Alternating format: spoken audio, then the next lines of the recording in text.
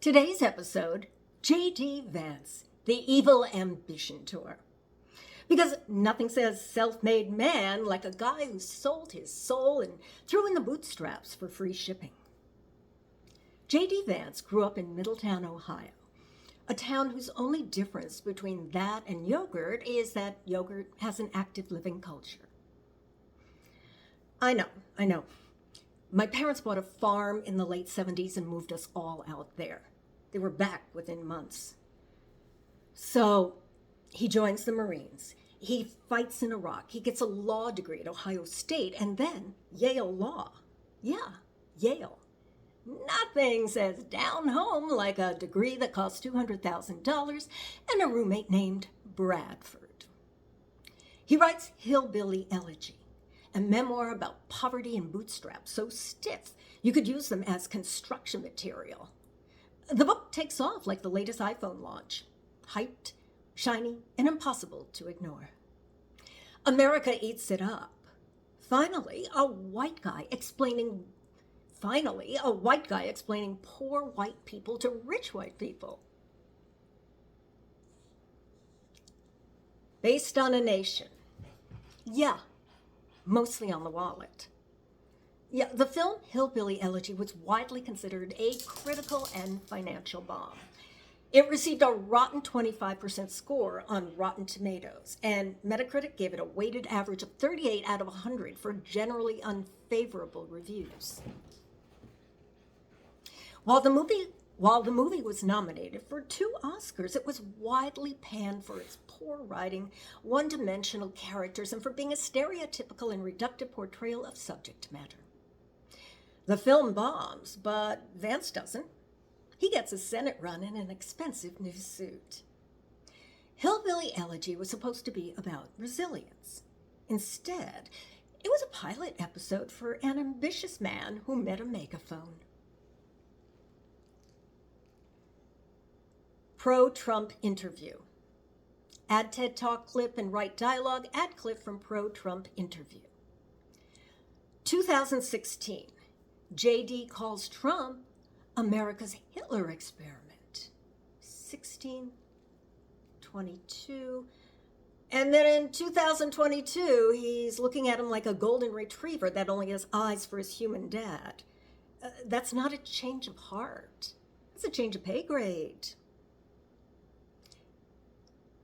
TBB, IUV8XN, CSPMC. Yep.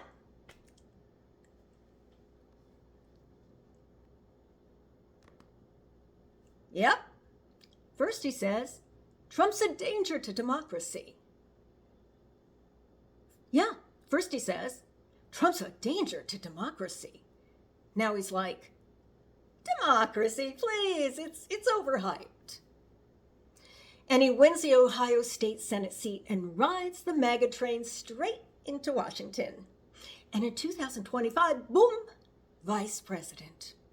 Because if you can't write the American dream, you option the sequel. J.D. Vance didn't drain the swamp. He got equity in the merch table.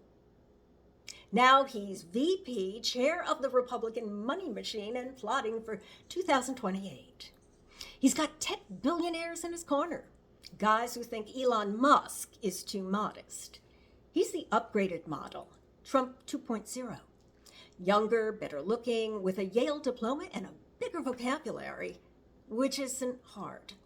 And when he says working class, he means anyone who can't afford their own private space launch. The only thing working class about J.D. Vance is his work ethic in kissing up to Trump. He's in the White House now, running the RNC fundraising arm while being VP. That's like being the bartender who moonlights as a cop and gives you the breathalyzer test later. He's the first VP to do it. Innovation. Next, he'll be named Secretary of Self-Promotion. He even threatened to deport a guy for making fun of his tie on Twitter. Yeah, we're officially entered into the area of deportation due to hurt feelings. And if your immigration policy includes no fashion insults, you're not a politician. You're Project Runway's Mr. Gunn. Vance keeps playing the man of the people card. He says, I came from Middletown. I'll never forget where I came from.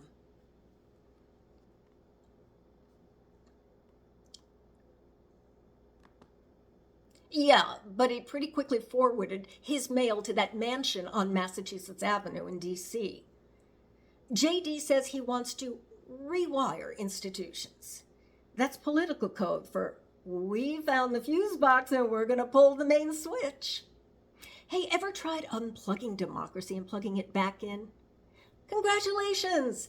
You just invented authoritarianism 2.0. He's building a coalition of coal miners and tech bros. The coal miner says, I dig for a living. The tech bro says, hey, so do I. Into your data. Here's the moral. When someone says, I'm one of you, check the donor logos on their backs. When they say the elites are the enemy, ask them who contributed to their campaigns. And when they write a book about poverty, see how many commas are in the advance amount. J.D. Vance isn't the first outsider to become the system. He's the first to live tweet the process, though. He's the influencer in chief of the working class, selling populism by subscription. He didn't drain the swamp. He turned it into a branded resort, Trump Lagoon, now with more billionaires. The revolution will not be televised. It'll be streaming.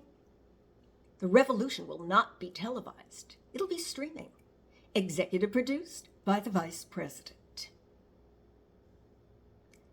Vance, proof that in America, ambition is the only renewable resource.